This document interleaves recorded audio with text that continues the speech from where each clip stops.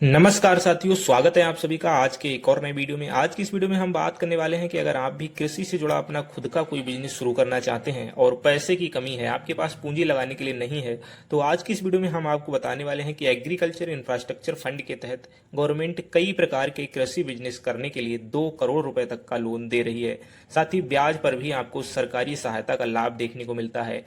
लेकिन सबसे बड़ा सवाल यह है कि ये लोन मिलता किन लोगों को है, कौन कौन व्यक्ति इसमें आवेदन कर सकता है और आखिर किन किन कामों के लिए इस योजना का लाभ मिलता है। आज की इस वीडियो में हम आपको आसान भाषा में इसकी पूरी जानकारी देने वाले हैं कि एआईएफ स्कीम क्या है, इसकी पात्रता क्या है और किन प्रोजेक्ट्स पर आप इसके तहत लोन ले सकते हैं, साथ ही कितना लाभ आपको मिलेगा और आवेदन कैसे करना है। तो इसलिए वीडियो को अंत तक जरूर देखना, क्योंकि हो सकता है आपका अगला सफल एग्री बिजनेस इसी योजना से शुरू हो जाए। तो चलिए आज के इस वीडियो को शुरू करते हैं। तो साथियों, ये योजना जो है एग्रीकल्चर इंफ्रास्ट्रक्चर फंड भारत सरकार द्वारा चलाई जा रही योजना है। अगर आप किसी भी स्टेट से आते हैं तो आप इसके लिए एप्लीकेबल हैं और इस योजना में आने के लिए आपको टाइप करना है agriinfra.dac.gov.in और यहाँ पर आने के बाद सबसे पहले हम जानेंगे कि इसकी एलिजिबिलिटी क्या है।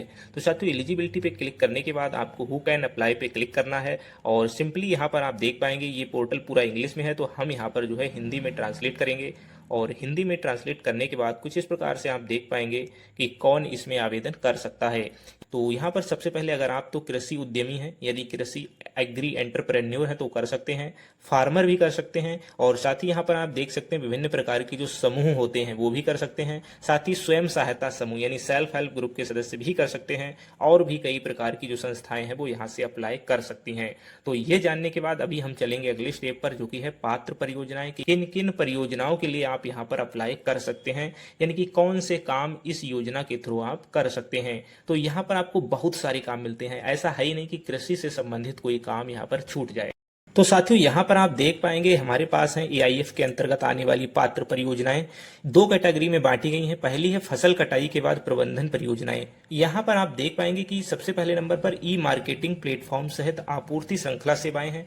यहाँ पर आपने देखा होगा कि विभिन्न प्रकार के जो प्लेटफॉर्म होते हैं, आप ऑनलाइन भी यहाँ पर सेलिंग कर सकते हैं। जो भी चीजें आप यहाँ पर कृषि से रिलेटेड सेल करना चाहते हैं वो अपना ऑनलाइन प्लेटफॉर्म बना करके कर सकते हैं। दूसरे नंबर पर है गोदाम और साइलो, आप यहाँ से गोदाम बना सकते हैं। और उसके बाद है कोल्ड स्टोर और कोल्ड चेन, तो इसको भी शुरू कर सकते हैं। उसके बाद है पैकेजिंग इकाइयाँ, आप एग्री रिलेटेड प्रोडक्ट को पैकेजिंग कर सकते हैं। उसके साथ ही जांच इकाइयाँ, परख इकाइयाँ, आप कोई लैब अपनी लैब टेस्टिंग वगैरह यहाँ से यूनिट जो है वो शुरू कर सकते हैं। और उसके बाद 6 नंबर पे छटाई और वर्गीकरण इकाइयाँ, आपका जो भी कृषि एग्री बिजनेस होगा उसकी आप छटाई कर सकते हैं, कई स्टेप में कर सकते हैं, ठीक है, वर्गीकरण में। उसके बाद है लॉजिस्टिक सुविधाएं, जैसे रीपर, वैन और इंस्टॉलेटेड वाहन, भूसा ढोने का हो गया, ट्राली हो गई आपकी, या इस प्रकार के कोई भी वाहन आप यहाँ से ले सकते हैं। और उसके बाद है पकने वाले कक्ष, जैसे कि फल सब्जियां हैं, मान लीजिए आपको फल पकाने हैं तो ऐसे आप जो है स्टोरेज यहाँ पर बना सकते हैं जिनमें आप फलों को पका सकते हैं। उसके बाद कृषि अवशिष्ट प्रबंधन संरचनाएं, कृषि अवशिष्ट जो अवशेष बचते हैं उनको भी आप यहाँ पर खाद्य के रूप में जो है कन्वर्ट कर सकते हैं। उसके साथ ही और हमारे पास नीचे एक लंबी चौड़ी टेबल दी जाती है जिसमें हम आज जानेंगे कि कौन कौन सी चीज़ें आप यहाँ से कर सकते हैं। साथियों, यहाँ पर आप देख पाएंगे फसलें दी गई हैं और विभिन्न प्रकार की फसलें नीचे दी गई हैं। उसके बाद एक पात्र प्राथमिक प्रसंस्करण, पहला स्टेप क्या है वो आप काम करेंगे। उसके बाद सेकंड स्टेप यानी कि द्वितीय प्रसंस्करण गतिविधियां, तो यहाँ पर आपको फसलों में दिया जाता है अनाज और बाजरा, गेहूं, चावल, ज्वार, जौ, मक्का, जई आदि, इस प्रकार से। और इनकी जो, जैसे मान लीजिए खेत से उठ करके आपका अनाज आया, तो जैसे खेत से अनाज उठा उसके बाद सबसे पहला स्टेप होता है अनाज की सफाई करना, उसमें से कंकड़ पत्थर निकालना, उसकी छटाई करना, ग्रेडिंग करना कि कौन सा अनाज अच्छा है, कौन सा अनाज सूख गया है, पतला हो गया है, तो कुछ इस प्रकार से उसका फिर छिलका उतारना, उस अनाज की पिसाई करना, पिसा के उसको आटा बनाना, मैदा बनाना, सूजी बनाना, दलिया कूटना, पीसना, तड़का लगाना, उबालना, भिगोना, सुखोना, डालना, विकिरण करना, पैकेजिंग, परत बनाना, भंडारण करना और उसके बाद गोदाम या साइलो में उसको भंडारित करना। तो ये सारी चीज़ें यहाँ पर आप ले सकते हैं। और उसके साथ दूसरा स्टेप जो है द्वितीय प्रसंस्करण में आप उस अनाज के माध्यम से bread, biscuit, pasta, snack food, starch, oats, ज्वार का सिरप, सिरका, भुने हुए फोर्टिफाइड पापड़ उत्पाद और पशुओं के लिए जो आहार होता है, ये सारी चीज़ें आप यहाँ से कंप्लीट कर सकते हैं।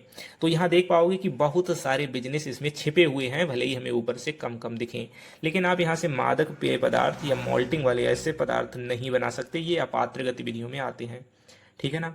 उसके बाद दूसरे नंबर पे आप देख पाएंगे कि फल और सब्जियों से रिलेटेड उसी प्रकार से फलों की सब्जियों की आप धुलाई करेंगे, सफाई करेंगे, उनको सुखाएंगे, उनकी भी छटाई करेंगे, ग्रेडिंग करेंगे।